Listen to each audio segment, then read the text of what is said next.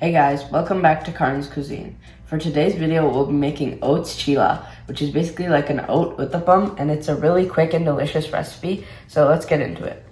For this, you need 1 cup of oats, 1/3 cup of besan flour, half of a carrot grated, about 1/4 of an onion, finely chopped, 1/4 of a capsicum, also finely chopped, about 1 inch of ginger grated, and about 3 tablespoons of coriander.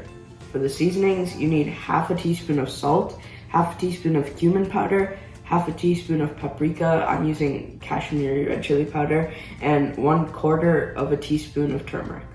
The first step is to roast your oats, and I'm using rolled oats for this, but you can use quick or instant oats, and set your pan on medium high, and once it's hot, just put it on there and dry roast it for about 2 to 3 minutes until it gets like a strong aroma. It's been about 2 to 3 minutes, so now we're gonna grind them. And since I'm using rolled oats in this recipe, I am going to grind them because they're like a little bit harder and I want them to be powdery. But if you're using instant oats, then it's better to just like smush them up with your hand until they're powdery because it's a lot easier to do that. I waited about 1 to 2 minutes for my oats to cool down and then grinded them for about 5 seconds. It didn't really take that long. And you can see like the consistency is a little bit coarse, but it's still pretty powdery and fine. So now we're gonna make the batter and mix all of the ingredients together. First, add the besan.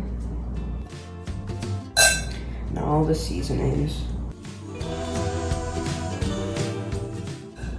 Now you can add all the vegetables, and these are just the vegetables that I choose to put in my uttapams, but like you can do whatever you want. You can add green chilies or anything, and even if you don't like vegetables, you can just take them all out entirely, but these are just the ones I want. You can mix and match.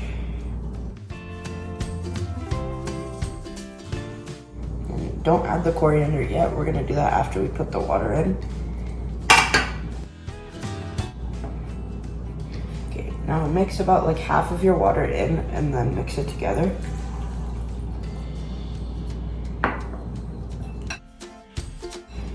That was about half a cup, and now we're gonna mix like the rest of it in slowly.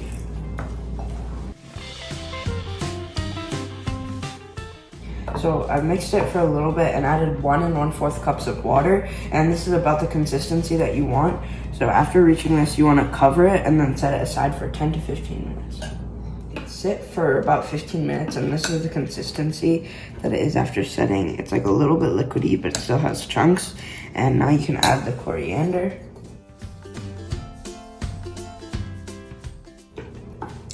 Now that the coriander is mixed in, the batter is ready. Now my batter is ready, so I've put a pan on medium heat and we can start cooking our chilas. And first you want to put a little bit of ghee or oil, you could use that too, on the pan. And now put your batter in.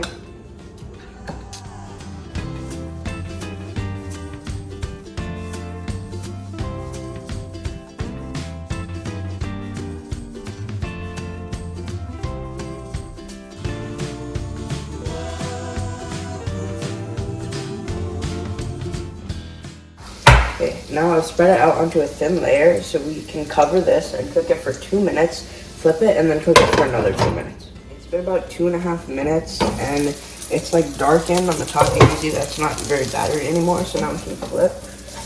It's like golden brown on the edges, so that's good. That's a nice crust on top. Now cover this and cook it for another 2 minutes. Now it's been another 2 minutes, so I think it's done, and we can take it off the heat.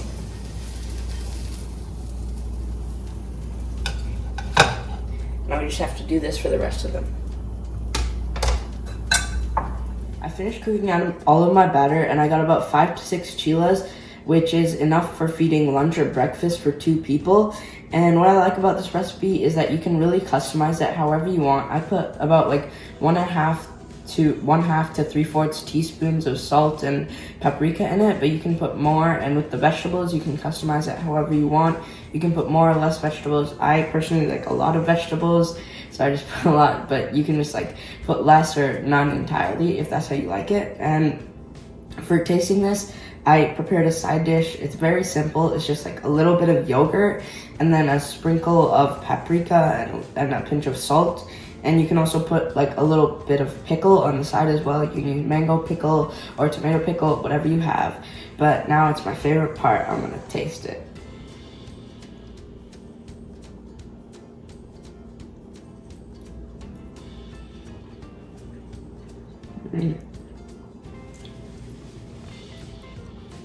This is really good.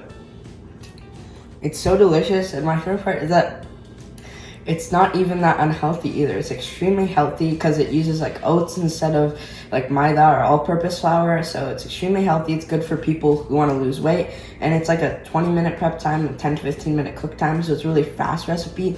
Anyone can make it on the go or just like for breakfast whenever you want. And that's what I really love about this recipe. So you guys should really try it and let me know how you feel about the recipe in the comments. Like and subscribe.